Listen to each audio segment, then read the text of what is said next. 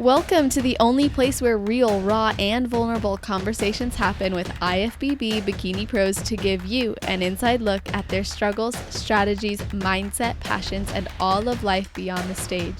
This podcast is made to inspire, motivate, and remind competitors and the average gym goer that even the most extreme lifestyles and elite athletes have their ups and downs. Thank you so much for tuning in today. I'm your host, Celeste Turk, and now it's time for the Confessions of a Bikini Pro podcast.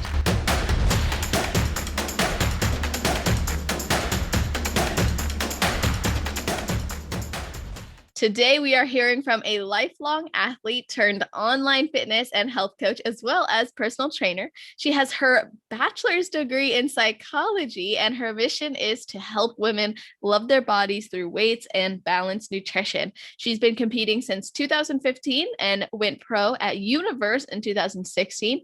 You may even recognize her voice because she is the co-host of the Center Stage podcast with, of course, Ashton Brown. So welcome to the show, Carolina Araujo. How are you doing? I'm good. Hi, thank you for having me. Of course, it's my pleasure, and we'll get to meet soon too. I can't wait. That's gonna be amazing. For those of you who don't know, she mentioned on her podcast, but she's coming to the Build More Than Just a Body live event, so that will be awesome. And by the time you guys hear this, we'll actually have already met. So, yay! That is true. I'm really excited. I think it's like getting to participate to events like that. I'm always one of those people who's like, oh, I should totally do that. And then when I go check on it, like everything is sold out or it already passed. I didn't put it on my, and I was like, you know what?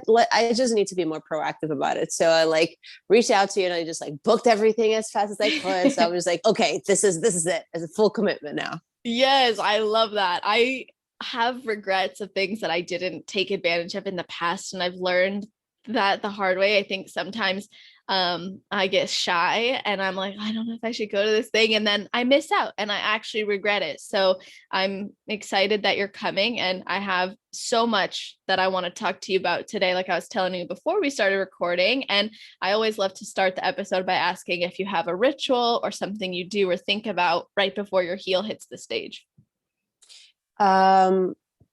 Honestly, I think that rituals, I think that we just kind of, I never thought about like, oh, I have these specific things that I do per se. But I think that now that I think about it, I always like to just kind of like have a few moments to myself. Like I know a lot of girls like to pose or like to listen to music. I get like a mixture of really excited and really nervous all together at the same time. So, whether if I'm traveling and competing by myself, I like usually either will find someone that I know is kind of has the same energy as I do. We'll just kind of like sit and like do our own thing and like get ready and pump up. But usually I just take a minute for myself and like try to, visualize my posing routine and make sure I feel good, make sure I'm not really thinking about anything else. And just get ready to step on stage. But I think that the pumping up process really helps it. I personally find a lot of solace in like training all together, right? I love it because it's just, I've been an athlete my whole life, but I think that like I treat my pump up prior to stage as I treat my workouts, right? So you start thinking about your muscles, you start thinking about your body. And I think that way I start connecting more with the different areas so that I know that I'm like doing the right things when I'm posing. Right. So, I think it's just kind of like the activation of like mind muscle connection for me. It's kind of what helps me take the focus of like, I'm stepping on stage in front of all of these people because I've never been a stage person up until I started competing. Like I've never done theater. I've never danced. I've never done recitals. Like I was always an athlete. So the focus was never on like who the spectator is. It's mainly on like how I perform. So I think that, turning the kind of the moments prior to the presentation being just kind of like how I perform during the lateral raises, or I'm pumping up my glutes and hamstrings and things like that helps calm me down a lot.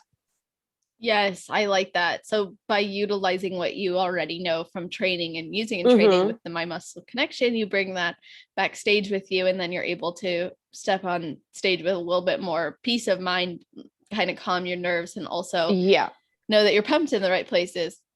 Yeah, exactly. I mean, it's funny because even I can remember till this day, I just sometimes I'll get so like in my head about it where, you know, I remember at Universe when the show that I got my pro card, I was like in the lineup and I was finishing my pump up, but the girl behind me, she like taps on my shoulder and she's like, you still have your hair clip on, like your hair is in the bun. I don't think you want to go on stage like that. And I was Oh like, my oh gosh. shoot.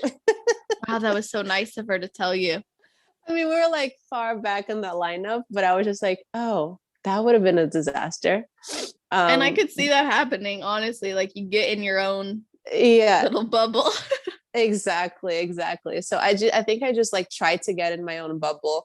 And oftentimes like if you know, traveling with my best friend when I first started competing, she would like come to the shows, or if my husband is there, like I just sit with them, like people that kind of like give me peace of mind just by being there. I just need like peace of mind, and then I'm okay to go on stage. That's really cool. I like that a lot. And being able to connect with people in that kind of energy or who support you and want to be there for you is awesome. And you and I are similar in that we're both lifelong athletes. We both started competing in 2015. We both studied psychology. Mm-hmm. I think that that is all awesome. So why did you study psychology? What inspired you to do that? I mean, honestly, I think I went through like kind of like a wheelhouse of like what it is that I want to do to begin with, right? So I'm Brazilian. I was raised in Brazil, and back home you don't really go to college because the educational system there in terms of like, you know, higher education is a little different. Like you only apply for the schools based on your major, right? So say for example here you can go to school, do your core, right, your core program, and just figure it out within the first 2 years. In Brazil you have to know, like you apply to medical school, you apply to law school, you apply to engineering school, and they're all within the same like universities, but they're all individual testing processes, right? So I was raised within this mentality where it's just like you need to know what you want to do when you first apply, and I didn't. I had no idea. I was like this kid that had just like been kind of thrown into New York because I moved here when I was 15 and just trying to figure things out. And I was like, at first, for a short moment, I didn't even think I was going to go to college right after I graduated high school, because I had this pressure that was like, I don't know what I want to do when I grow up, I guess, as I'm growing up, you know what I mean? Mm-hmm. So my mom, who was able to be like, listen, just go and study because you love to study. Worst case scenario, we spend some money and you like figure things out as you go. Like I guess that's what kids do here. And I was like, okay, great. So I started taking all these classes, and I knew that I've always had an interest with working with people. I knew that I was going to want to do a career that had one-on-one contact with people. That's been my one thing since I was a little kid. I always loved interacting with other people. So I took a psychology class, and I really felt drawn to, you know, the understanding of how the mind works, the understanding of like, especially developmental psychology. That I think was my favorite area of study throughout my entire course, like developmental psychology and child psychology. Those were my two favorites. So I started taking some classes and I really fell into it. And I was like, okay, let me take a few more classes. And the next thing I know, I was like, oh, this is pretty freaking awesome, right? Because no matter what you do, because I've also went through the wheelhouse of like possibly wanting to do physical therapy from like my background of like sports injuries and just having awful experiences, or wanting to go into nursing, but along the lines of always wanting to take psychology courses, right? Yeah. So as I was going through college, I was also kind of getting even more in depth into like fitness and training and just weightlifting for myself only. So I realized that the more I did both and the more I studied both, the more they came together. And I was just like, well, I could use a psychology degree for anything if I want to help people, whether I end up being a nurse, whether I end up being a physical therapist, whether I end up being a trainer, whether I end up doing counseling, whether, you know what I mean? Yeah. So I knew that I think it was more so of like having a degree to give me the foundation to be able to understand people better and be able to resonate with them better, as opposed to, okay, I want to be a therapist or do clinical, you know what I mean? So it was, it was kind of like the bottom line to something else, as opposed to like, I knew from the get-go that I wanted to be a therapist or a psychiatrist or something like that. Exactly. So it was like the common denominator among what you actually wanted to do, which was help people. Exactly. And then the rest kind of like shaped itself, as I went along. So, long-winded answer, but that's pretty much how I got there. Oh no, I'm so grateful for that answer. It's nice to understand like where you're coming from and why you studied that. I think it's developmental psychology is especially interesting. And as we go through our life, I think some of those things that we learn and had learned come more into play as we realize what's happening in our life. And I know during your mid to late teens, you had struggled a lot with body image and severe anxiety. And you also came here from another country, which in itself brings probably its own excitement and challenges. So you've gone through a lot of different developmental stages. Do you think that what you were experiencing in your teenage years was due to a developmental psychology perspective, or do you think it was something else? I think it was something else. I think it was more environmental than developmental. I actually maybe a little combination of both, right? Because I think that when growing up, it was I lived in a household that like I was always very active, very healthy. The food, like there was never like an issue with eating disorders or like disordered eating or food choices. I was always like, we were always very healthy. My parents raised me very healthy, to be very active. I was always a very energetic kid, so they would just put me into sports and into physical activity. And I think that it was as I got into the developmental portion, in terms of like more of the emotional aspect of the early teen years, right? With like as a girl, your hormones hormone fluctuations start to happen, and there's all of the feelings come into play. And the I think how that expressed itself for me was whenever I would either be really upset or really sad or really like fight with someone, with a friend, argue with a friend, I wouldn't get hungry, right? So from there is just, I had periods of time where my appetite was a little suppressed, mainly for just emotional reasons, right? But not for the sake of like, oh, I want to look X, Y, and Z. My body, I just never had that connection in my early teens while I lived in Brazil, because the focus was so much on sports. The focus was so much on like performance. It was mainly, like, well, you have 2 hours of practice, you need a big meal, you come back from practice, you're hungry, have another big meal, kind of thing. You know what I mean? Totally. And I think it was once I moved here, and I mean, I'm sure being a teenager anywhere is hard. Being a teenager in New York City is especially hard, and because it's just such a mix, like a melting pot of just all sorts of backgrounds, ethnic, racial, financial, social. It's just so much, and I think that was the first time I was exposed to. And I mentioned this even on a different podcast that I recorded with Sean McDevitt, Shots to the Dome. And we talk about kind of like, I was finally exposed to like, well, you're Brazilian, but you don't look Brazilian. Like, it was kind of this like, okay, what is it that I need to look like in order to fit in, or in order for people to understand where I come from or who I am? So it's kind of like trying to, one, kind of formulate your not your personality, but like who you are as an individual amongst other people in this brand new country with a zillion different values. And here things are a lot more, at least I find, for teenagers, things are a lot more visual and aesthetic, and like who you are, what do you do, how do you look, you know what I mean? I never felt that. That never crossed my mind growing up back home. I don't know how it is now. I have a 16-year-old sister, and I think that things are definitely changing there too, based on like what I know from her. But that's kind of like where I felt like, okay, maybe I just don't look how I'm supposed to, so that gets in your head. And it was kind of like along the line, around the same time where I started lifting. I was 15, 16 years old. That was the first time I got to the gym. And then that's where kind of like I was like, all these people are telling, like, you just become very impressionable, right? All these people are telling me these things and I'm taking it to heart, which is, I guess, something that I've always been a more sensitive person. I was like, I was taking that to heart. I'm like a softie. I want to please everyone. Like, that's just been one of my, one of the things that I've, worked with growing up.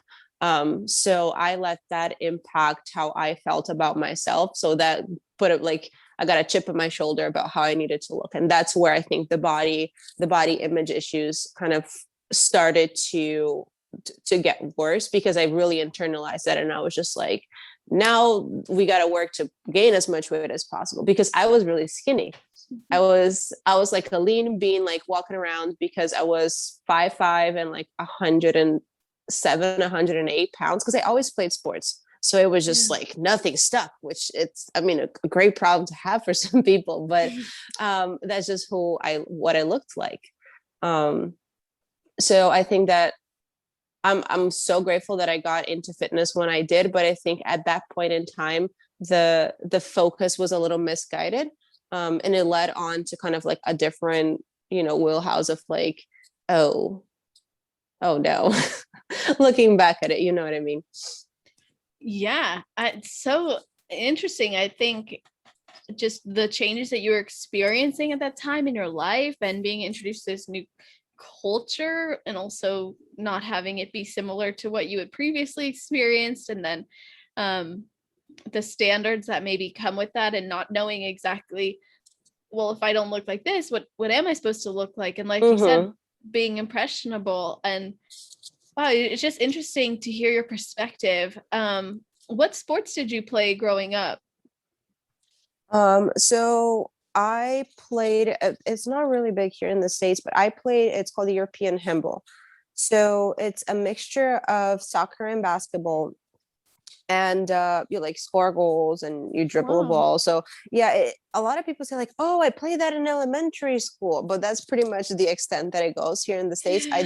I do know that the US has a national team that like they play in the Olympics with, but it's not like a very popular sport here. So I played that from the time that I was 7 until I was 17 years old.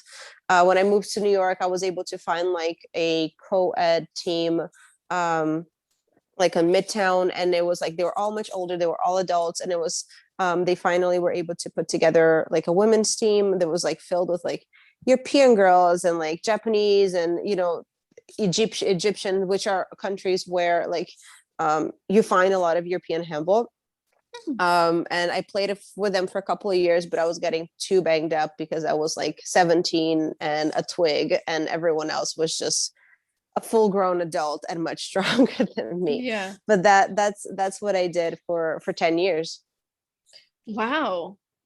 That is really cool. I mean, I think that the handball that we all played in elementary school was very different than the handball you played. And when you came to the US, what was that like? What inspired you guys to come to the United States? Did you come alone? Did you come with your mom? So I came to, my mom was already here, so I came to join her. So I was born in New York. That's my parents are both, my entire family is Brazilian. I was born in New York because my parents were living here, or were living there. Sorry, I say here because last time I recorded, I was still living in New York. But they were living there, and so I was born there, and then we moved back to Brazil, or they decided to move back to Brazil when I was 3.5, between 3 and 4, because they wanted me to be raised Brazilian. So I moved back to New York when I was 15 because my mom got a job opportunity out there. And then because my family was like, you have dual citizenship, you have the ability to experience education in the States, which in Brazil it's a big accolade to have, right? To go to high school and college there. So they were like, have that experience if you like it. If you don't like it, you can always come back home. But after once I stuck it out for the first year, I really loved it. So that's how I ended up here. That's so cool. I love that. I love that story that you were born here, you grew up there, and you came back. And I find it so fascinating just hearing from different cultures and the perspective that Brazilians place like a lot of emphasis, or maybe consider it really awesome when you do study in the US. Mm-hmm. And Yeah, you go ahead.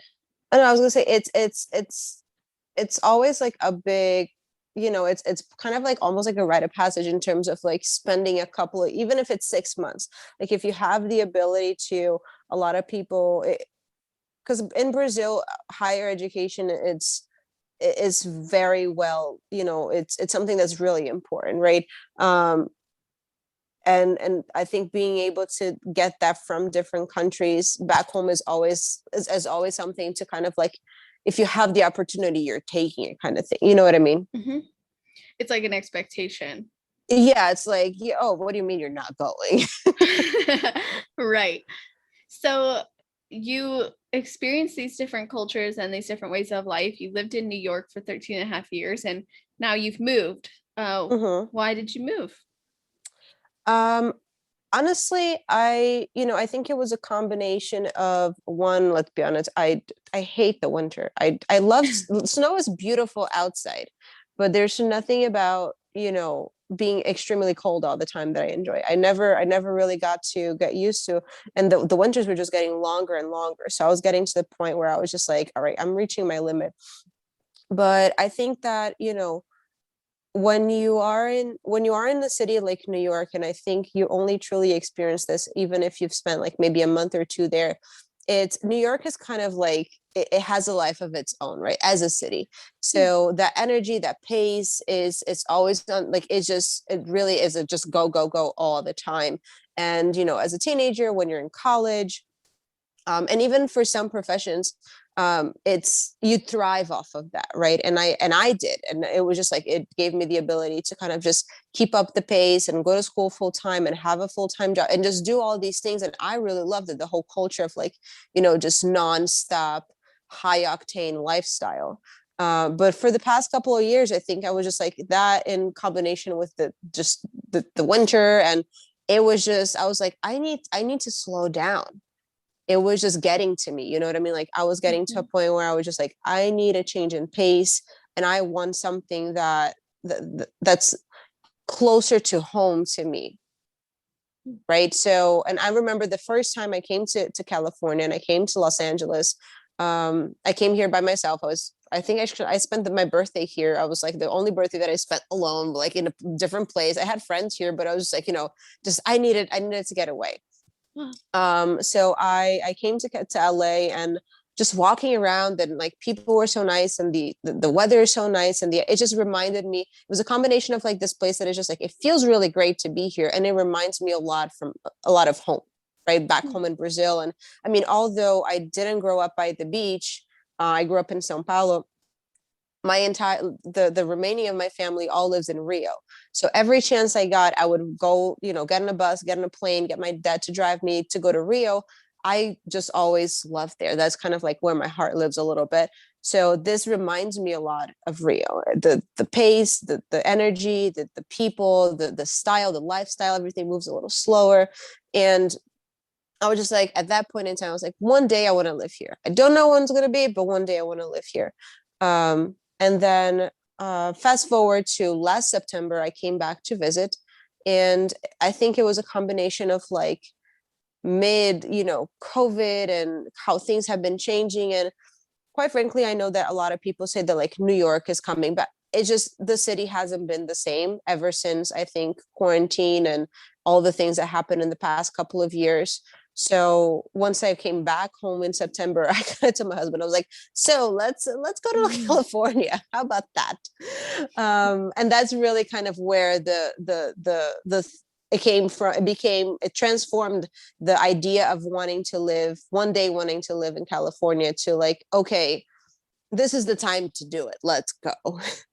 Nice. That is awesome. And there's clearly a difference in your mind and in reality of New York compared to California. Oh yeah. Do you find that it's living up to your expectations then? Like you said, it feels like it's slower, people are nice, like all those things. Do you think that that's going to be the case for you continuously, or do you feel like the New York lifestyle is ingrained in you now? I Honestly, I think that, I don't know. I mean, we've only been here for a month. So I think that is the New York lifestyle is still too ingrained in me, right? So I Mhm. definitely am living through the adjustments of like, now I work all of my businesses online and I work from home and my schedule is more flexible and I can start my days a little later. And um, but it's also also went through through a process of like the first couple of weeks where I was just like feeling guilty that I wasn't up at 5:30 in the morning and trying to understand why there wasn't a coffee shop around the corner or where are the delis, you know what I mean? Like, so I think that there's always going to be a part of me that has this New York attitude. And I think that like I've spoken with a couple of people that are born and raised in LA, and they're like there are similarities in terms of like, you know, having to hustle your way through and being a go-getter and trying to like develop things. And, especially if you want to run your own business and things, there's a lot of people here that do that as well. And Mhm. there's definitely a mindset that goes behind all that. But I don't know. I think so far it's definitely living up to the expect. I'm loving it. I live by the water. It's much more quiet. I feel like my quality of life has exponentially increased. Wow. So far so good. But I'm definitely still living through that adjustment period phase, I would say. Definitely. I could see that. I think that's true wherever you go, but especially with like a move all the way across country. And I have a random question, which is, do you or have you been to the Gold's Gym in Venice? Oh yeah, I'm a member. Okay, that's what I thought. So how does it differ from East Coast Mega or Bev's? So I mean, it's very different, to be honest. I think that in the sense that like the people that go there, there are a huge group of people that you see, like the locals that just kind of like, this is the gym that's closest to my house. This is where I train. There's also a huge bodybuilding community, also, of course, but there's also a lot of people that are like tourists and know that Gold's Gym in Mhm. Venice, and they just kind of like come along for. So it's funny to see that kind of like mix. um but they're definitely different in terms of like structure, and how the gym is set up is definitely very different. I mean, I'm not gonna lie, I miss Bev's like crazy. That is where I started bodybuilding, you know what Yeah. I mean? That's but I think that the energy in itself is there, like in a different way, of course, but the energy in terms of like competitive bodybuilding, and it's just both gyms have the same way that New York has a life of its own. Both gyms kind of have this energy of their own, because I think of the history that they have. So in that sense, they're very similar. I can get to the gym and feel like it could be a great day or a shitty day. I can get to the gym and be able to focus and have a great workout because of, kind of the energy that the room has. Um, so that's very comparable. Now, in terms of like equipment and things like that, I think that hands down, Bev's gym is just incomparable to a lot of places. It has so much to offer, and it is funny because it's such a packed space, but with so much there. And I definitely miss that. That's something that I definitely miss.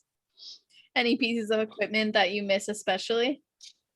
Um, I mean, the entire leg room is just, honestly, it was just, I don't, I can't recall like one piece of equipment that I don't miss. It's just like everything just had its special angle. Yeah. But again, at goals, there are also many, the machines are just not the same. You know what I mean? Like, yes, they have a hex squat, they have a leg press, but um, I think at Bev's, they just had like 30 leg squats and 30 leg presses and 25 hamstring curls. So I think that the variety on the leg room I definitely miss, because there's so many people, and the kind of at Gold's here, and the gym is a little spread out ever since they had to reset the floor plan because of COVID. So it's like half of the gym is outdoors, half of the gym is indoors. Um, so you can't just like stay in one room and get your entire leg workout in, right? You have to Right. go like from one place to the other place to the other place. And with that, you lose a machine, you can really, but yeah, definitely the leg room above.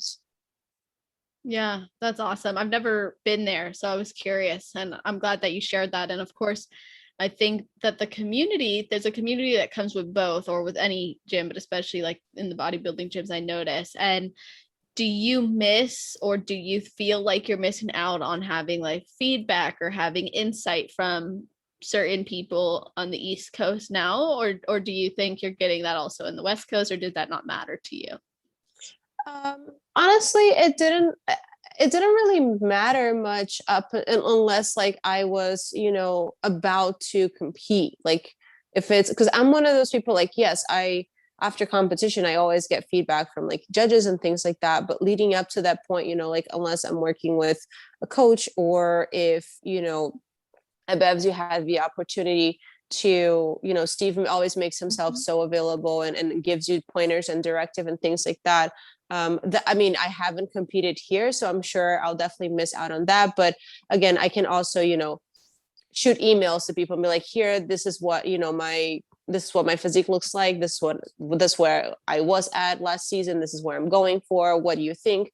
But I think I also have a great pool of knowledge here too. I just haven't had the chance to kind of dive into, because I'm still getting to know people, right? I'm still the new kid in the block. I'm still learning, who are the different trainers, who are the different, like there are, the local bodybuilders and the local, every place kind of has their people that have been there forever. So I'm still learning my way around that. So I'm pretty sure that I'll get great pointers, or people that give me feedback. Honestly, my husband is a great source of feedback for me too. He used to bodybuild. He used to compete in open bodybuilding, like heavyweight bodybuilding with the NPC years and years ago. So when I am getting ready for a show, or when I'm like, mid off season, and I'll show him either pictures, or I'll have him go, he'll take a look at me at the gym, and I was just like, what do you think? And he doesn't hold back. Like he will not hold back if I truly ask for his advice. So I think, and he's told me before, like, you looked great here, you looked off there, that was not your best, I don't know why you were saying it was, you know what I mean? Like he's very honest. And so I think that having him in my corner always helps a lot. Definitely. Oh, that's so nice to be able to have that and get honest feedback. And like you said, you're developing that community, and you had one already developed that you can always turn to and get feedback from, which is so nice. And when you started competing in 2015, you had already been lifting for years prior to that, but you said that you really feel like you built your career at Bevs, and that's where you started bodybuilding. You really became the bodybuilder you are. But what inspired you to compete in the first place? Oh, that's a good question. I started, I remember I started, like I said, weightlifting when I was in my early teens, and mainly for like knee injuries, right? And just preventative, because I got to a point where I just couldn't really like go upstairs. I was just in so much pain. But as the more I started to lift, of course you got into like bodybuilding.com and watching all of, like, I was reading everything that I could get my hands on. And I came across like kind of a video of Amanda Latona. And if, I guess, for those that will be listening to this, if you're brand new, squeaky clean to the bikini division, and you don't know who Amanda Latona you need to do your homework, because she is pretty much one of the, from like kind of like I think Jimani likes to call her the OG of the bikini division, right? When bikini first came on, yeah, Amanda Latona was like it. So I saw a video of her, and she was kind of like sharing how she got into bodybuilding and how she got into the bikini division, and her energy and her attitude. And, it just resonated with me so much. And I was like, shoot, I like to work out. I at that point in time, I hadn't, competed in anything in terms of like athletically speaking, right? Because I've always been an athlete. I was always in tournaments. I was always, doing races. I was always doing something. I was always competing for something. And I hadn't done that in a few years. And I was like, shoot, this is it. Like, I got to give this a try. Right. So that was kind of where the competition bug initially started. And I want to say 19 years old when I watched that video, but I didn't actually step on stage until I was 21 or 22. Yeah, 21. Because I tried to diet. I mean, mind you, I had never gone through like a diet, like quote unquote diet before. Like I just ate healthy and I looked how I looked, and that's it. I knew I had to drink protein shakes post workout and, eat my carbs, but I had no, formal knowledge in nutrition. So I knew a guy at the gym and he was like, "Oh, I'll help you with your diet." And that was miserable. That was a big Oh mistake. no. It was like an awful diet. It was like a no food at all. And I was just like, okay, I can't do this. Like and I was like, and I'm in college. I'm not doing this. I can't. So I decided to like wait until I finish college because I'm one of those people. If I'm hungry, I can't study. Like I can't do, for those that can do both, I commend you all. I cannot, I couldn't do it at the point in time. Maybe now I can, who knows? But so I waited until I was like in my last semester in college, and a coworker of mine who had done a couple of bikini competitions, she was just like, I'm working with the coach. I really like him. Why don't you meet him? See if you like, give it a go. And that was actually the coach that helped me turn pro. Wow. Yeah. So that's kind of how I got into actually the, on stage. But Amanda Latona was definitely kind of like that, like starting point that I like flipped the switch. And I was like, oh, there's this entire world of bodybuilding, I guess. At that time, I was like, Yeah. what is this? That I know nothing about, but it sounds like from what she's telling me, it's freaking amazing. I already love lifting. So, and I'm a competitive athlete. I'm a competitive person to begin with. Why don't I give it a try? Yeah.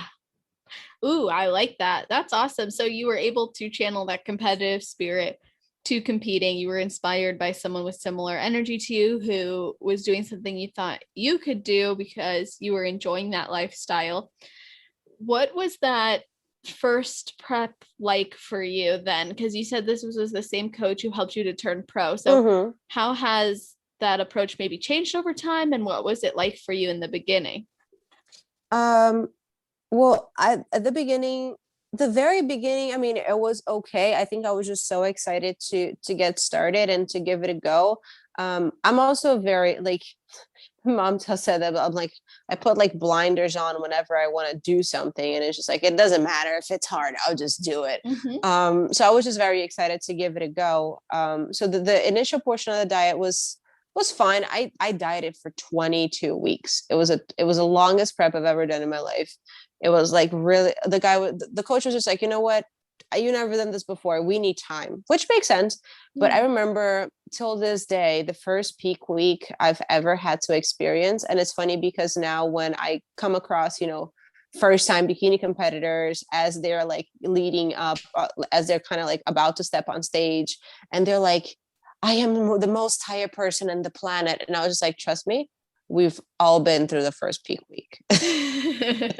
So I just, at one point I was just like, this is, I cannot be feeling this shitty. Like there's no way that I need to be feeling this shitty. But we all know as we compete that there's a portion of it that you start to feel pretty goddamn shitty. Yeah. But the dieting itself, it was, I mean, I learned a lot. And I think that that's another kind of like facet of like why I fell in love with competing, is just the understanding that you can manipulate so many different variables, and get the outcome, which is the changes in your physique, right? But it was definitely, I think the overall foundation of that first prep, which is, sweet potato and chicken and fish and rice and asparagus and egg whites. And I mean, that alone, like I'm a person that likes to stick to the basics, like wholesome foods. And so the actual food choices when it comes to prep, now I might have some, excuse me, some different choices because I know my body better. But all in all, like the approach of like eat foods that are wholesome, understand that you need to do conditioning, and understand that you need to lift and lift heavy in order to develop your body. All those concepts all those variables stay the same for me until this point. It's just how little food and how much food I'm being given, that has changed a lot. Right. I Because with think time it does. yes, the understanding that like you don't have to eat nothing and a bowl of tea cry, like a bowl of tears Yeah. in order to get to stage. There are many different ways and many healthier ways to get to that point. So aside from that, the overall concepts are, it's kind of like meat and potatoes, right? It's just, you Yeah. taper it's I think for dieting, aside from like the fact that your body changes over time and your muscle density changes, and therefore you need to make adjustments in terms of the amount of food, how you deplete hormones and things like that. But the overall approach to prep, everything kind of stays the same. Yeah. No, it is true. I think you get used to it and things change. So your experience of the similar process becomes different. Like, Mm-hmm.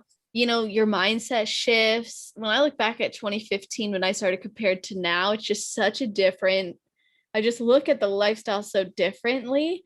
And I'm grateful for that. I'm grateful for what it's given me. And I know for some people, they've had lots of different approaches, they've tried lots of different things, but you do get in a good rhythm. And if you're working with a coach that knows you, it's beneficial. And I noticed that you have always competed around like spring or summertime, or spring and summertime, I Yeah. should say, up until 2018, when you didn't step on stage again until 2021. So, what were those initial year breaks? Like, was that strategic? And then what led to that time off for you?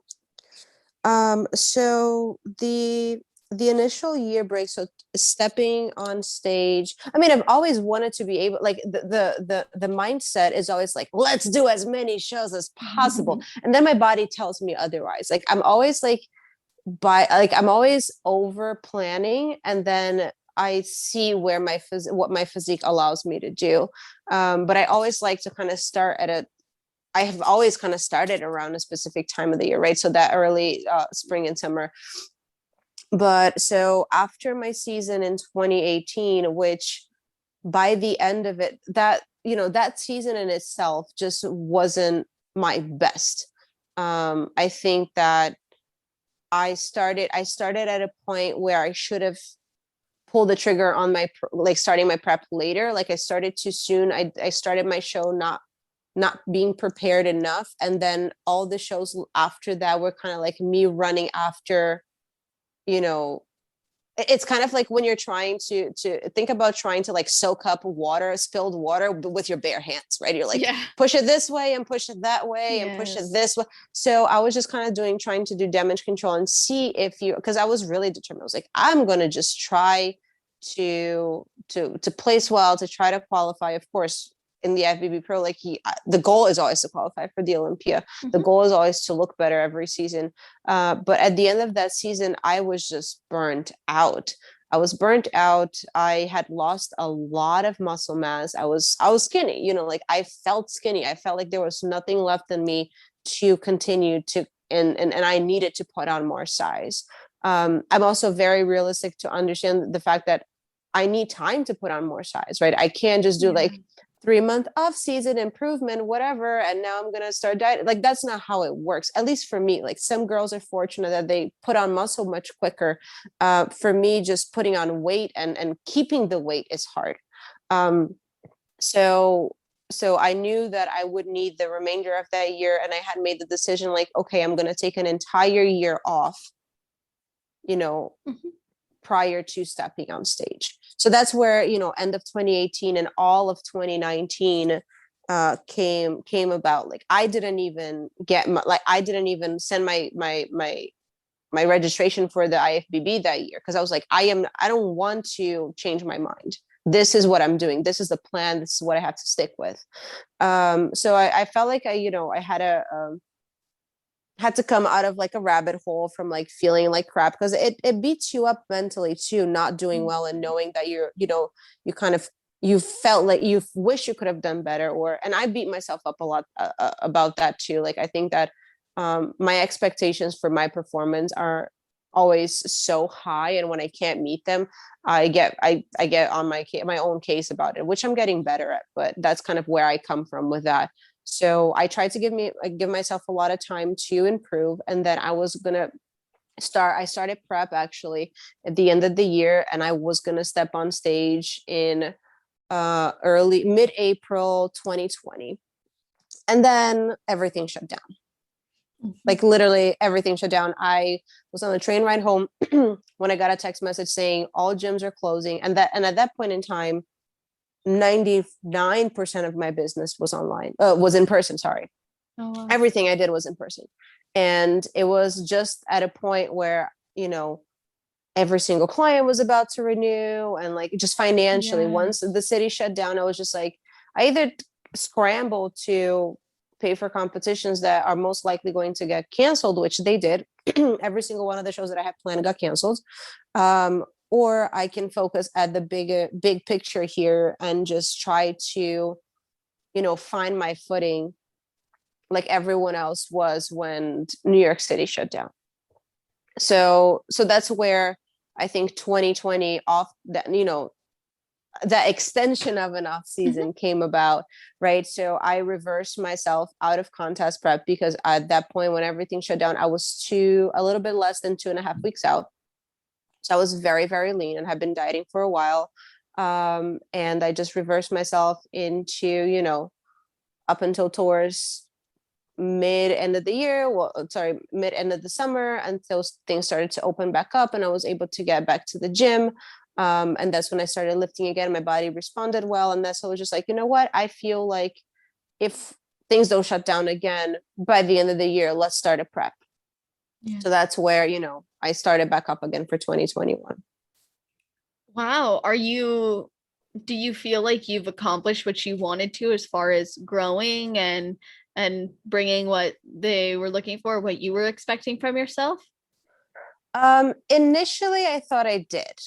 And I think I underestimated the time that I wasn't able to lift as, you know, as planned, or as I should have been lifting during COVID. You know, like, yes, I knew that I had lost some muscle mass, but as I got back into the gym, I started seeing more muscle definition and density. And I was like, okay, this is great. I feel like my proportions are great and things look good.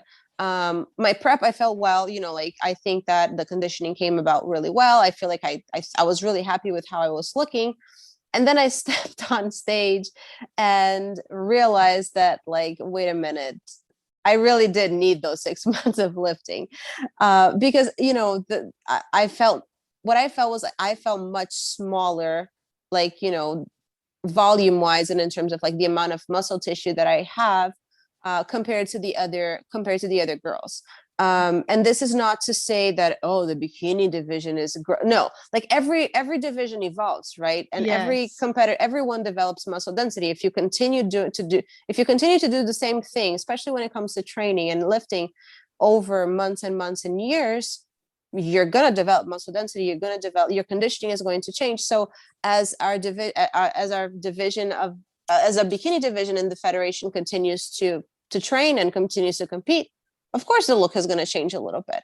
The overall guidelines are still the same, and, you know, of course, as you watch the pro shows, you can see that the guidelines are still the same, but based on what my physique could present at that point in time, I felt a little behind, hence why I didn't place well, right? I got third call outs every single show. I did 3 shows this year.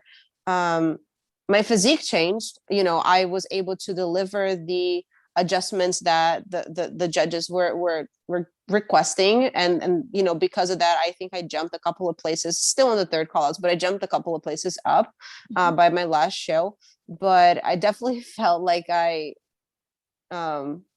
couldn't use those months that I felt like I was like, oh, I'll just make up for it. Yeah, totally.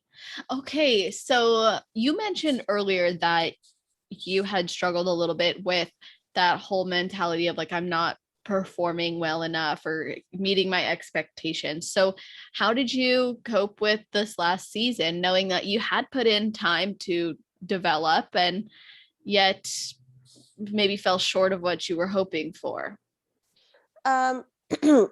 Interestingly enough, this was the only season where, you know, yeah, like I felt crappy that I didn't do well. I think the goal is always to do well, but the amount of time that I dwelled on it was very short.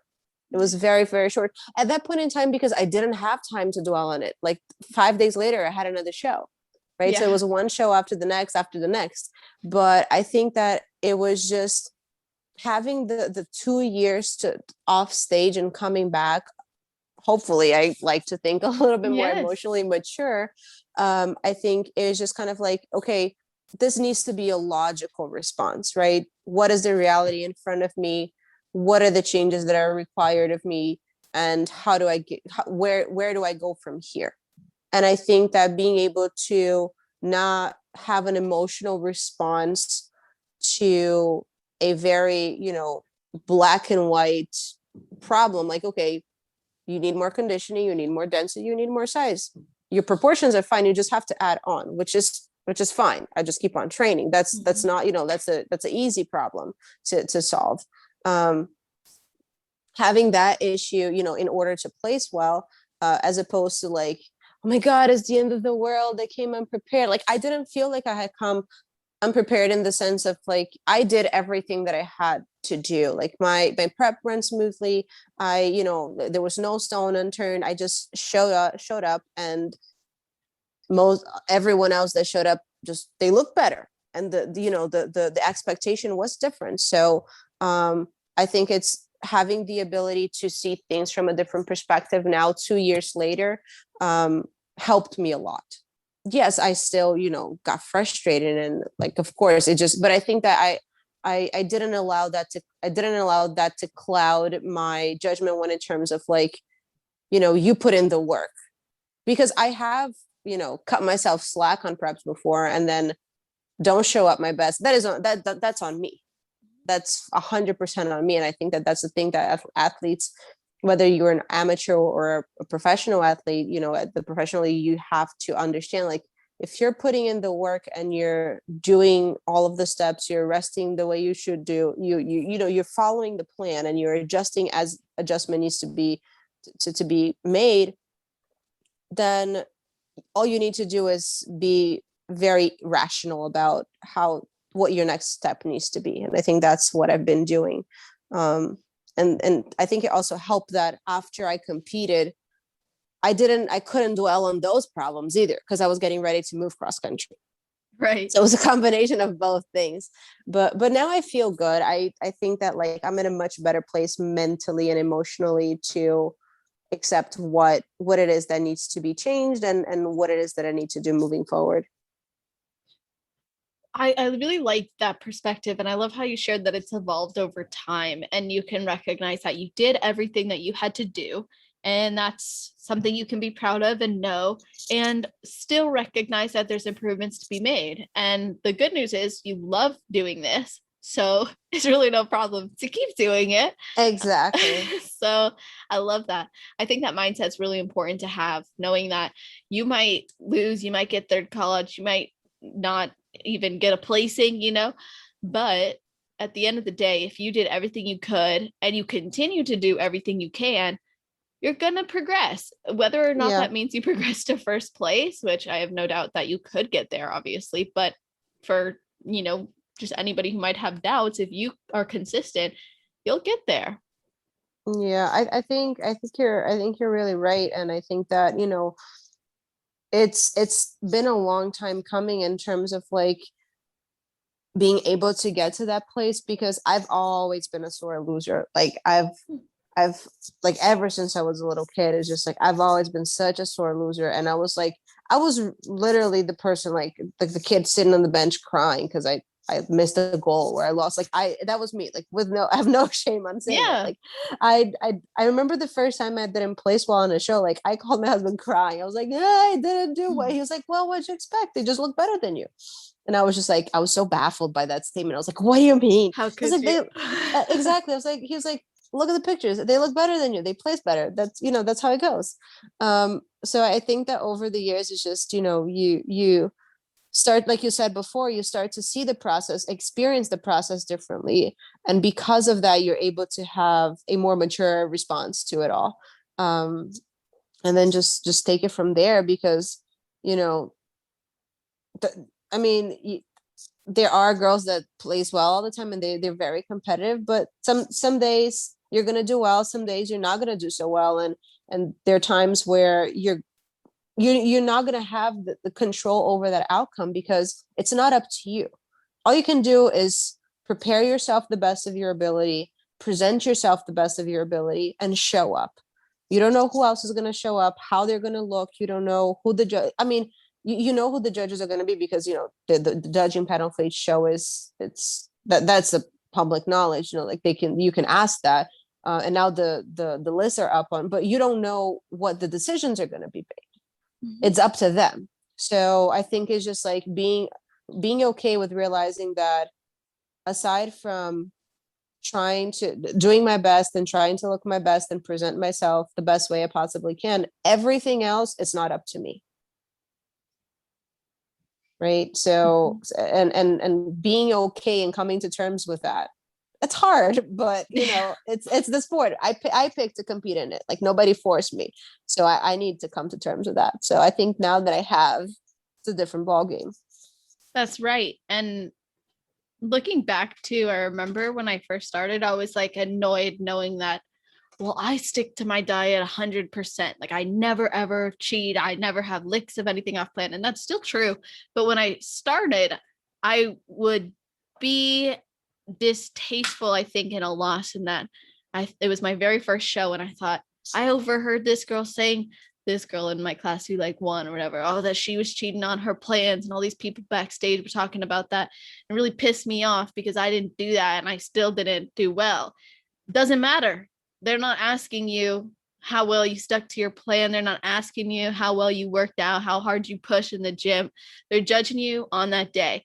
And yeah, that's it. That's all. Like, that's really it. And like you said, it's a choice. And if you can acknowledge and accept that it's a choice, and you can celebrate other people's success, like rather than comparison or any of, the doubt that I was personally in back then. But now, you can look at it and say, this is just something that's required of me. And if I want to meet that standard and work for it, then I will. And if not, then I can choose not to.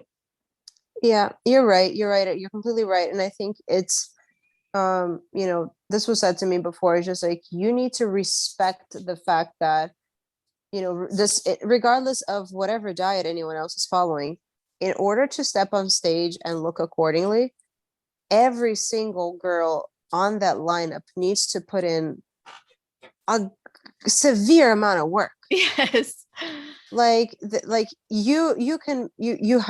think that the mentality of like, you have to be thinking of yourself as the hardest working person in the room is very important, because it allows you to place yourself in a mindset like, okay, on the days that I don't want to give up, or that I don't want to give more, I have to give a little more. Because sadly enough, this is the sport of bodybuilding, right? You have to push above and beyond in order to, it's hard to put muscle on. People don't understand, like, it's and to get to the level of conditioning, and to get to, I think, I always, and this thought process, just for reference, comes from, I've always looked up to a lot of, the men's bodybuilding division. Like, I got into the sport, like, listening to Arnold and Frank Zane and Dorian Yates and all of those guys, and the level of conditioning and the level of dieting and the extremity that they have to go through in order to present the conditioning that they present on stage. Like, that is, unimaginable. Yes, every division goes through a really hard process, but like, I choose to look for the very extreme, so that, okay, there is really no excuse. You know what I mean? So it's just like, you just have to do the work, and then understand that everyone else is doing the work just as hard. Like, you have to put, you just have to keep pushing, and then see what happens on the day of the show. That's right. And whatever happens, if you can walk away proud of yourself, like you said, then that's what matters. Yeah. So do you have any shows that were your favorite, or shows that you think like, oh, every pro should experience this, or every amateur should experience this show? I mean, I've absolutely loved doing, the Universe, of course, at this point in time, it was just, it was the show that I won my pro card. I think I can remember those 2 days like they were yesterday, and up until now. And that was like 5.5 years ago. I absolutely love that show. I think all the, the East Coast shows are kind of, because it's just, that's home, that was like my backyard right there. Yeah. But I always say that for me, the New York Pro, Pittsburgh Pro are two that I think I will always go back to. Those are two shows that no matter where I live, I'll always go back to. I absolutely love those shows. Maybe because they were like, Pittsburgh Pro was my pro debut. But they are just, in terms of understanding the caliber of the competition, right? So if you want to be competitive in the sport, I think that you have to experience, in your skin, like those two shows for sure. I do have to say, I in 2018 I did get the chance to fly out west and compete in Vegas. I competed in Vegas a couple of times, and I think that muscle contest shows and spectrum production shows are also extremely well run in terms of, the attention to the athletes and timely manners, in terms of like, order of events. Everything just runs so smoothly. So I think that, any shows with those two promoters are great shows, especially if you're trying to, like, if you're just starting also, and you need to understand, and you're like, don't want to be sitting here all day, I don't know how this works. Those are great promoters to kind of look up to.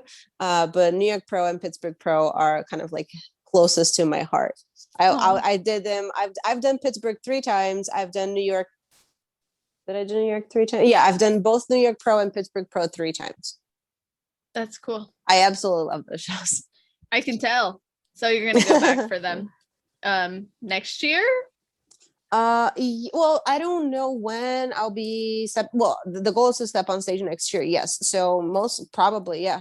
If depending on like when I'm able to start and how my body looks, because I'm at a point where I was just like, I'm not going to start prepping again until I feel 110% prepared. Because I do want to come back with a more competitive physique, right? I've already done I did fairly well on my pro debut season. I didn't do so well on the second season, although I was still placing, like within the top 10. But this past season is just like, it's just not something I want to experience again, although it may happen. But I definitely want to step on stage feeling more competitive. So definitely. So ideally next year, yes. And if I have the chance, absolutely. New York Pro and Pittsburgh Pro, but we'll see. We'll see how my physique holds up towards the next 6 months. I feel you on that. People are like, when are you competing? And I'm like, when I know I can be more competitive. Like it's a patience game. And even like, I have to tell myself too, like, taking a year off is awesome. And it's been really great. And when I say off, I just mean not on stage. But I could step on stage next year and still be told you need to grow more. And so could you. But the beautiful thing is, if we grew at all, we accomplished something that we set out to accomplish. And we may not be perfect, but we're getting where we want to be. And that's what matters. Absolutely. Absolutely. And I think that that's kind of like that. I mean, to by definition, bodybuilding, right? You're developing your body. And it takes time, and it takes patience, and it takes effort, and your body is not always going to respond the way you want it to. Sometimes it might be faster, sometimes it might take longer. So I think that, having that understanding definitely helps too. So what are some of the things that you do in both prep and improvement season that support you year round? Because you know how some people will say, I'm not doing this anymore because I'm not in prep, or I'm not doing this anymore because I'm not in improvement season. But I think it's good to have similarities. And I know you had mentioned a little bit about this on Center Stage podcast. So what are those things that you do year round to help you internally, hormonally, mentally? Well, in terms of, I'm a habit kind of like, I like structure. I like to have a routine. I am a very routine oriented type of person. So I still train 5 to 6 days a week. I don't do as much cardio during off season. I think during off season, I allow my body like a little bit of a breather. I'm still, of course I go on daily walks. Right now I'm doing jujitsu. So that counts. I'm counting that like 2 to 3 times a week. So I count that as my cardio. But that's a whole different ball game. It's so intense. Oh yeah, I love it. I've absolutely fallen in love with it. It's insane. But I still lift heavy. I still lift with intensity. I still eat with intent.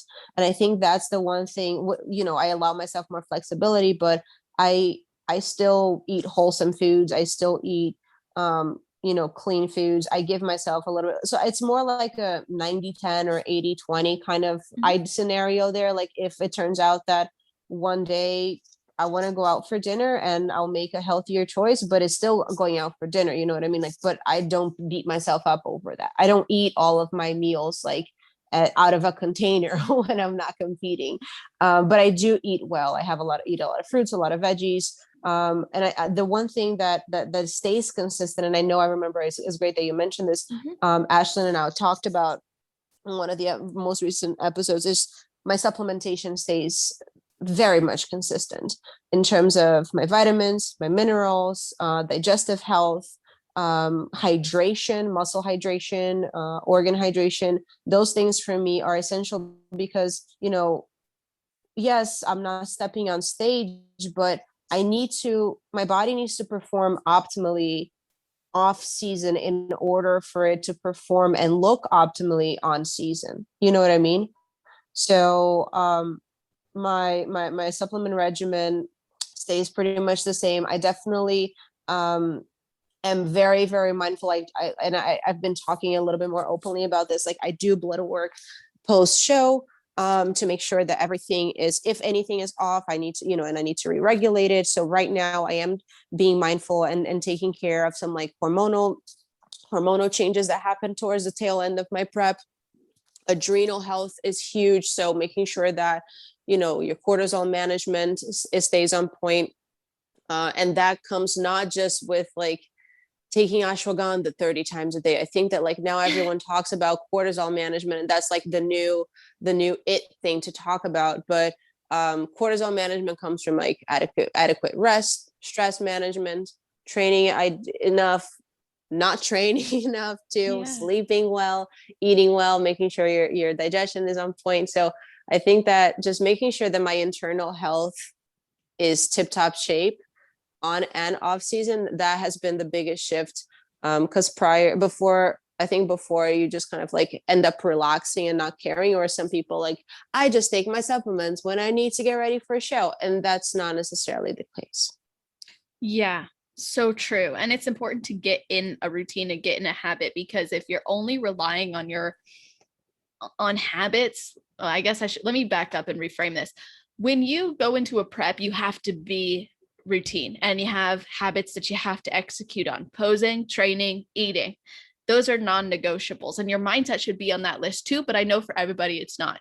So if you Mm-hmm. stop that after your 15-week prep or your 16-week prep, how are you going to get back on it next time you prep? It becomes more difficult because then you develop a whole host of other habits and behaviors rather than making it easy on yourself and doing it year round. Even if it looks different, you still know that that's an expectation you have. And I really appreciate how you talk about your internal health. And I know that you studied nutritional programming, holistic nutrition, sports nutrition. You specialize in strength gaining and body recomp. So those things really are important to bodybuilding. And I was hoping you could share with us some things that you learned that have helped you as a competitor, or that you think could help some of our listeners in prep and improvement season, just overall, maybe even expanding on um, that idea of managing cortisol and managing just Mm-hmm. internal health altogether. Oh, absolutely, absolutely. So I think that number one is understanding your digestive health, right? So when you're thinking about internal health and you're thinking your responsiveness to foods and your body's ability to recover, right? Those are, I think, the three things with digestive health that people really underestimate, and they trickle down a whole rabbit hole of like hormonal production and hormonal balance and dysfunction and things like that. But as long as you pretty much starting, and this is something that I do with my clients a lot, it's like I start the conversation by, like, how do you feel after you eat? Or how does your digestion feel on a daily basis? Do you go to the bathroom every day? Like those are kind of like key components that I think are really, really important to take into account, right? So understanding foods that agree with you and don't agree with you, understanding that if you are eating foods that are causing inflammation, that can definitely trigger your immune system a lot more than people understand. Allergies, feeling stuffy, feeling bloated, feeling like you're retaining more water than you should be. That all of that just places a lot more stress on your body, right? So if you're thinking about cortisol, which is, for those that don't know, cortisol is a hormone produced by the body and is totally helpful. It's not a bad thing necessarily. If you produce it in a fairly healthy amount, right? So essentially when you train or when you get a cold or when you go through a stressful day, your cortisol goes up, right? So, and then it should come back down. The issue is when you're doing all of these things, overtraining, overdoing cardio, dieting with foods that make your gut health all inflamed, or not managing your sleep properly, the kind of compounding effect of that stress, that added stress, causes you, in kind of a nutshell, right? Just causes your body to produce more and more and more cortisol, and little by little, your ability to reduce it, if your body's in kind of like hyper alert mode, it's kind of that fight or flight mode, or just survival mode, right? Your body's ability to reduce that cortisol level becomes smaller and smaller, and that's where you start to see an issue. Right. So that's when you start to recover slower. You have difficulty dropping body fat. You have difficulty recovering from exercises. You have difficulty. You just start feeling more sore. And that's pretty much where I was living at post-season. Right.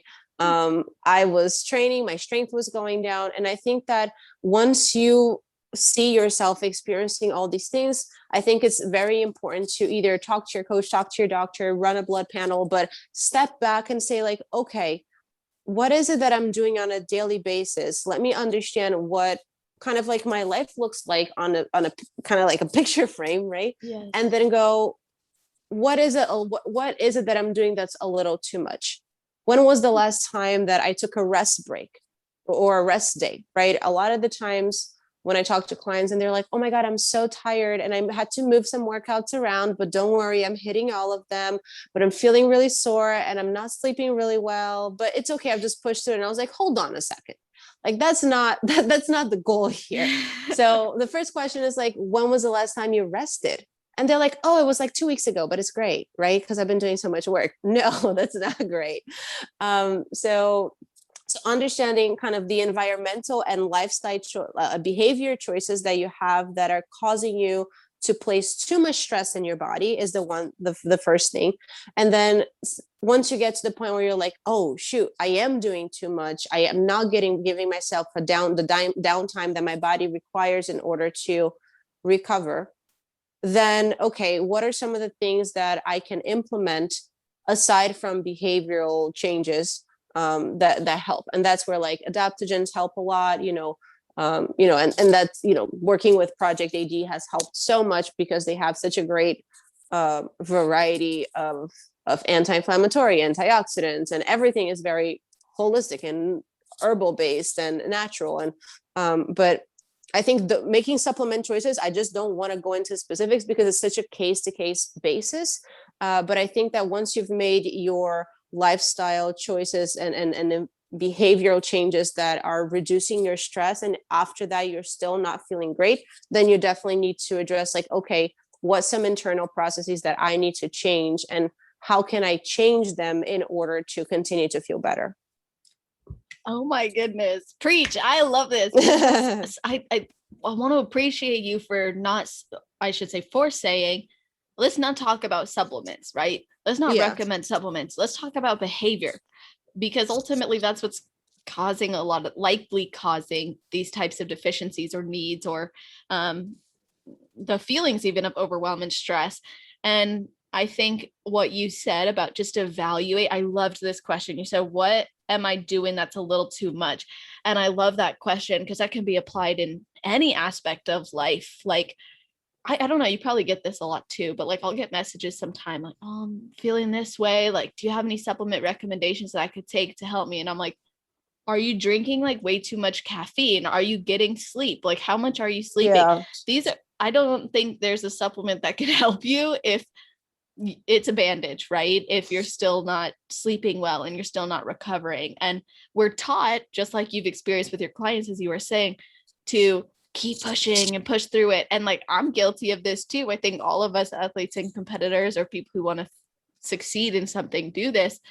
And we're like, I'm just going to push through and it's going to be fine. And then we learn the hard way that it's not fine and it doesn't help us. So I just love everything you just shared, and I appreciate you for teaching us that. Oh, it's my pleasure. I think that's kind of like the stuff that like is really, it really hits home for me, because I think that it's really the basics if you think about it, right? It's the basics. And I don't mean to say this in a way where it's just like, duh, you shouldn't, you know what I mean? Of Like, course. it's the basics, but it's the underrated basics. Yeah.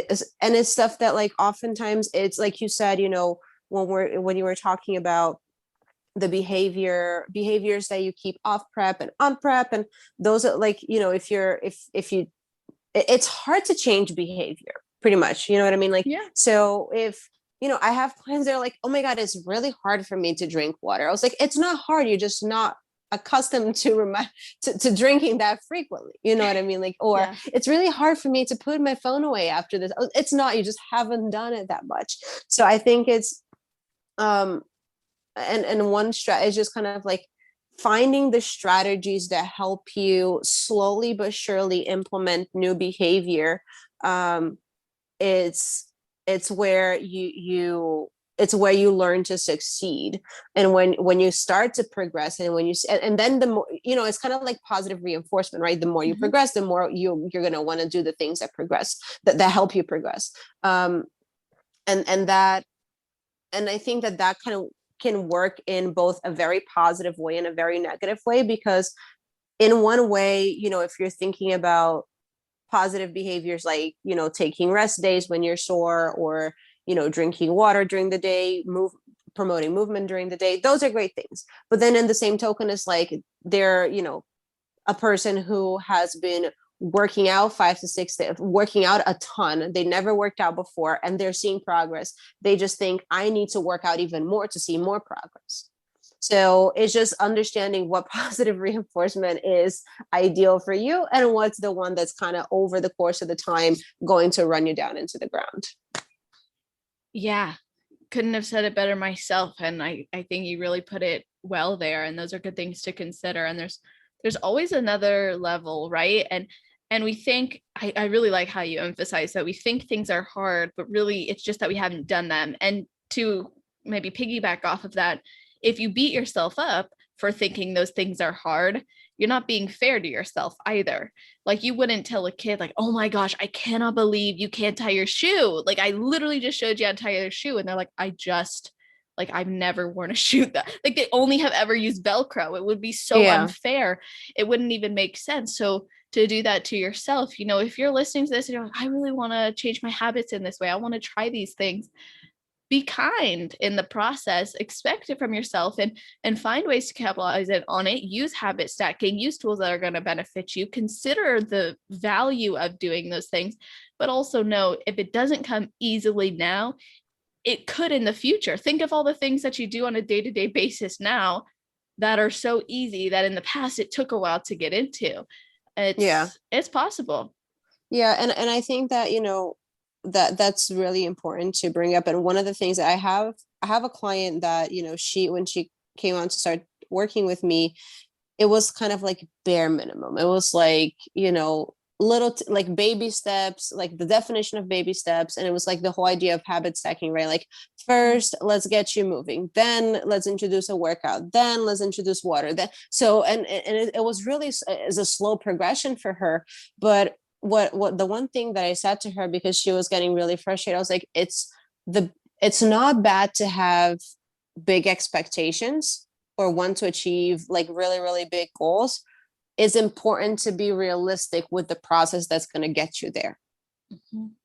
Right? Because like, I could say, you know, like, I don't know, I want to learn Chinese, but if I don't understand, like, that first, I need to buy a book, I need to hire a tutor, I need to take X number of lessons. You know what I mean? Like, there are steps to get to the point where you want to get. even if that point is like feels like all the way up in space. But that doesn't mean that you shouldn't want it, like, right? Just because you have never done it, it shouldn't mean that you shouldn't want it. It just means that you have to be realistic as to how much work you need to put in. And that's what a lot of people don't like to come to terms with, the amount of work and the kind of compounding effect that it needs to be taken into account when you're trying to get to that, to whatever goal it is that you're trying to achieve. Right. Like you have to respect the process that exactly that gets those results. And if you're mindful, let's put, like we were just saying, behavior change takes time. It does. Habit building takes time. All these things also build confidence. And if you're mindful in every single step along the way, you're going to have more awareness. You're going to know yourself better. And there's proof that this is true. You're going to understand your emotions on a different level as well. And I know that part of your mission, Carolina, is to help people to feel confident. So what does it mean to be confident from your point of view? And how has fitness maybe helped you foster that confidence for yourself? And then how do you help clients to do that as well? Well, I think just, being confident is mainly not so much just getting to the point where you want to be, right? So getting from point A to point B, but understanding that you are capable. I think that the feeling of, or the knowledge of feeling capable of something is very empowering, and that boosts confidence on its own, right? Yes. I think that, and that allows you to do other things that you wouldn't necessarily want to do in the past, right? I think that, say for example, with jujitsu, I was freaking terrified. At first I didn't even want to go to the class. And then I get to the class and I'm so nervous about to start. And then, like you said, trying something new is scary, but you have to give yourself the ability. You need to give yourself the chance. And I think that the more people give themselves the chance, the more capable they feel and the more confident they get. Clients that have always been scared of stepping on the gym floor or lifting heavy weights, I'm like, okay, you don't need to do a full PR. Like the same way that, you're talking about habit stacking, you're talking about like incremental progress, right? Mm-hmm. So add 5 pounds. Does that feel easy? Add another 5 pounds. You have to be consistent with the things that you were a little intimidated by, because only through the experience of like, oh, I can do this. This is not as hard, or it's not as, scary, or it's not as difficult as I thought it would be. That alone, it builds confidence. And I think it's just kind of like being able to, and I guess the bottom line is, the more knowledgeable you become in the different areas that you want to achieve, the more confident you are, if that makes sense. Absolutely. And I think that is something that, I do with my clients a lot, where and I'm very specific, especially for women, the women that work with me, like maybe they used to lift and used to look a certain way, but they haven't done it in a while, or they're too scared to go to the gym, or they're too scared to lift heavy weights, or they're intimidated by, the big bodybuilder that's sharing the squat rack with them. It's just, baby step your way into that position so that, it's not so foreign to you. Or even I think a separate way of looking at this is understanding progress differently. I think that it's just like understanding or having a different relationship with your goal altogether definitely builds confidence a ton, right? So what do I mean by that is just, yes, you want to lose X number of pounds, or your goal is to just fit differently into your jeans, or whatever the case may be. But how about the energy that you have while you're training? How about how rested you feel when you wake up in the morning? How about, the fact that every time you go to the gym, you're stronger and you're lifting heavier? Oftentimes, being more aware of every single piece of the puzzle that you're progressing in throughout your life allows you to be like, oh shit, I'm a badass. I'm doing all of this. You know what I mean? So, yeah. So that's kind of how I work with clients, is just having the understanding that fitness and changing your body or losing weight is not, it doesn't live in a vacuum. there are all these other things, your lifestyle. And that's why it's called, like, it's health and fitness coaching, because your life is part of your fitness life too. Yes. Your relationship with your kids, your stress at work, your ability to sleep well, your ability to have difficult conversations with people. There's so much more that is ingrained with that process that it impacts one another. They impact each other, that being able to build off of all of that, that's when people build confidence. And they're like, had a shitty workout, but I felt great when I had a difficult conversation with my husband. So I feel pretty good today. Yes. So, it's just feeling good. It's just the process of feeling good. Yeah, in every way. And knowing that even if you feel like not so great in one area, but you're making progress in another, one day is okay. You're going to have days that aren't great. And if you can identify the things that are going well and that you're proud of yourself for, that's amazing. And you're making progress in new ways. And progress and tracking progress doesn't have to look like it's always promoted either. If you can track like you were talking about earlier, your digestive health, if you can track your stress, if you can track just even your mood going into the gym or coming out of it, and your mood in your relationships, like you were just saying, and those are all things that matter, even more so than the scale or the measurement of your thigh, like, yes, those things, they're metrics and you're going to track them and they'll maybe play a role in your programming. But at the end of the day, are you also progressing in other areas that are good markers for health? Yeah.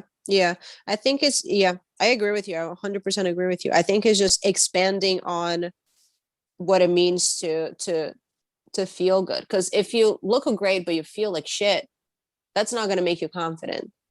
True. And that's where I think it plays a huge role. And, because of that, I've had people say like, oh, it's taking too long. I was like, well, there are people that are going to give this to you much faster, but okay, like, this is how it works. Right. Totally. And here's a list of people who will get you there faster, Exactly. If that's what you want, go for it. Like, it's not, it's also, I think it takes a good coach to say, slow down, and let's figure out what's going to be sustainable for you. And I think that you're obviously an example of someone who has their client's best interest at heart, because you're not just looking at one thing or two things. You're learning them. Yeah. And this is where, like you said, like you mentioned, progress tracking comes into play so much, is just understanding that, okay, what is it that we're measuring here? And sometimes you're like, why are you asking me how I'm sleeping? Why are you asking me about my stress levels? I'm like, because they matter. And that's something that I go into detail when I'm either giving them feedback or they're coming on board into, like, it's just, I need to know a lot more than you think it's involved in fitness. Like, I don't, honestly, if you're lifting really heavy at the gym and your strength is going up, that's amazing.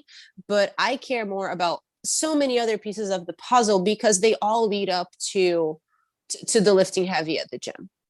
Like, the physical component of it all is pretty much a byproduct of everything else. But if I don't care about it, the rest of it, how do I expect you to be able to achieve the physical component? 100%. And it's like, in the beginning, it's possible, right? Like, not even just newbie gains, but you can go without managing your mind and without managing your internal health, and you can run your body to the ground and feel really proud of all the results you're getting. But then what happens in 5 years, 10 years, and we all have areas of improvement. I know I have a lot of things that need to improve. I put so much time and energy into my business, and sometimes that gets the best of me and I sacrifice other things. And so it's not, I don't even know that it's about finding balance as much as it's just about finding what you need to continuously get the results that you're looking for long term, and feel good while you're doing it. Yeah, no, you're right. So why did you start your business? Well, to begin with, I started because one, I've always wanted to try the online thing, right? That was like, but I would have like paralyzing anxiety as like, oh my God, there's so many things that I need to do and I don't know where to start. So that was why I kind of postponed it. But, well, COVID hit, and I literally couldn't train my clients. Like I had no idea what I was going to do. I couldn't train my clients. So I just, the kind of like the urgency of, all right, you need to put something up and running, because I've done online coaching here and there with a few clients in the past, but I never had like a formal platform put together, you know? So COVID definitely helped with the push, but the bottom line is I wanted to be able to help more people, because there are only so many clients you can train in a day if you're doing in-person training. Right. There are only so many hours in the day, and there are only so many hours in that day in which you can actually be on your feet without burning down. And I've done the whole like train 12 to 13 clients back to back. Like I lived that dream, and I know how miserable it feels. So I wanted to be able to build a platform where I could help more people all over the place that didn't necessarily either feel comfortable, you know, working with a trainer, or feel comfortable asking for help at the gym, or needed to kind of like get a start into their fitness. And I think, you know, of course, with COVID, everything kind of helped kind of like put things together. And that's where everything came to fruition, because I had so many hours in front of a computer. I was like, okay, I'm going to do a website, and then, you know, I'm going to start promoting myself more on social media. I had this online classes that I was teaching, and they were free. I just wanted people to be able to move. I was like, I know people are being financially impacted by what's going on, and I want you guys to get the benefit of exercising. Right. And that's kind of like also a portion of what I believe is kind of like the pillars of my business. Is just like, I want people to be able to, everyone should have the ability to experience the benefit of living an active life and a healthy life, regardless of what their schedule is, regardless of what their profession is, their background, you know what I mean? Like, yes, there's always going to be a way to cater to whatever it is that your day-to-day looks like. Yes, we all know that there are some compromises and some changes that need to be made. We all know that if you need to lose weight, there are certain ways to go about it. And we all know that if you want to gain muscle, there are some ways to go about it.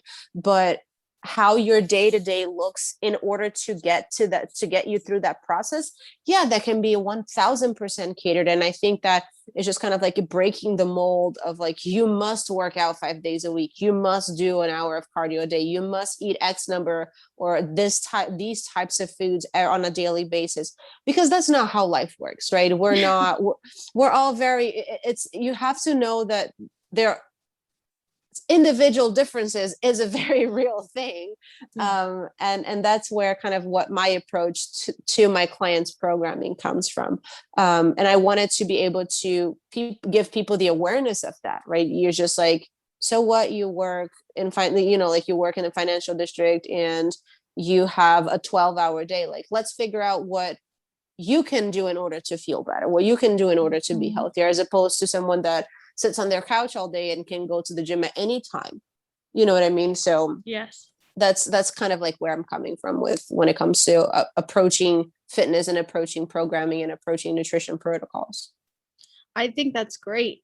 I think it's important that people let go, and this goes for competitors too, but people let go of what they think they have to do and focus more on what's actually going to work for them and be best for them, even if it means their journey and the trajectory of it looks different than maybe what they've seen others do, or maybe seen the person or people who inspired them do.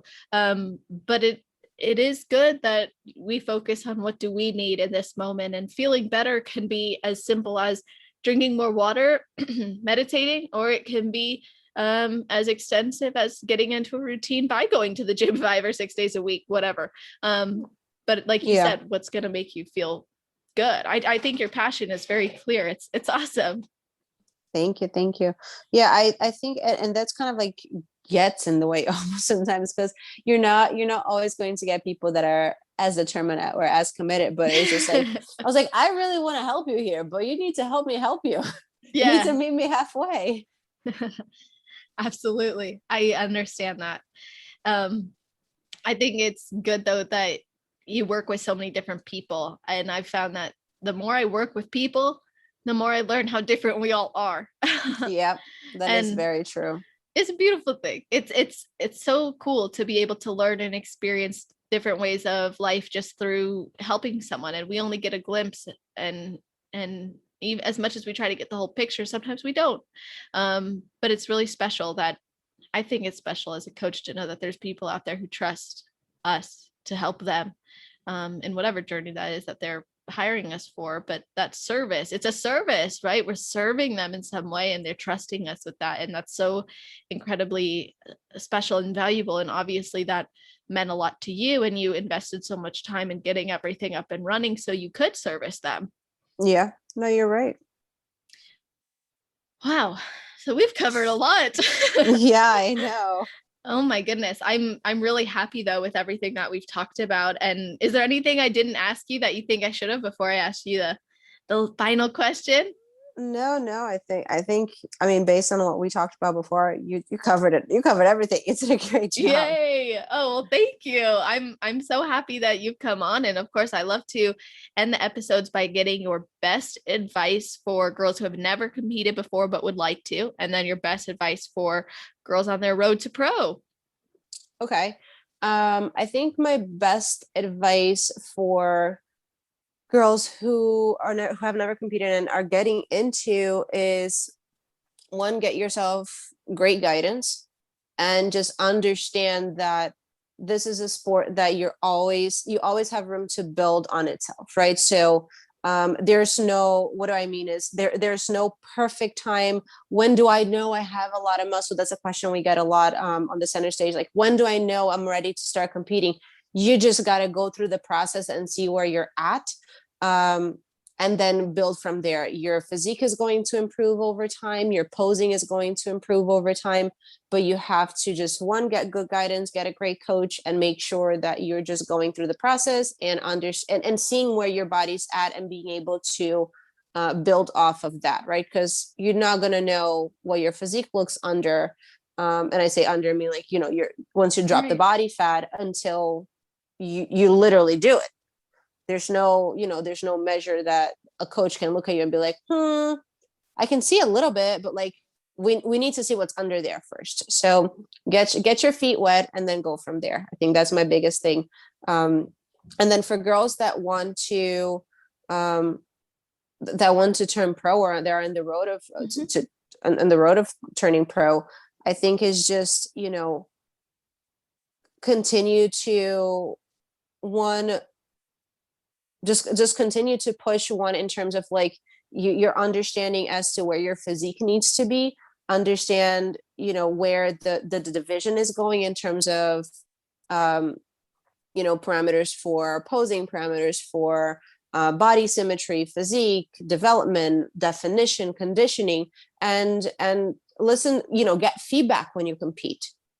Don't be scared to, like, just because you didn't win, and even especially if you won, get feedback, understand, what your shortcomings were, what are the things that you need to maintain, what are the things that you need to do a little differently. I think that getting feedback and then acting on it is very, very important, because that way is the only way that you're going to know, okay, where do I go from here? And then, of course, communicate with your coach and work in that manner. But definitely, doing your shows, doing well in your shows, and then getting on that national stage.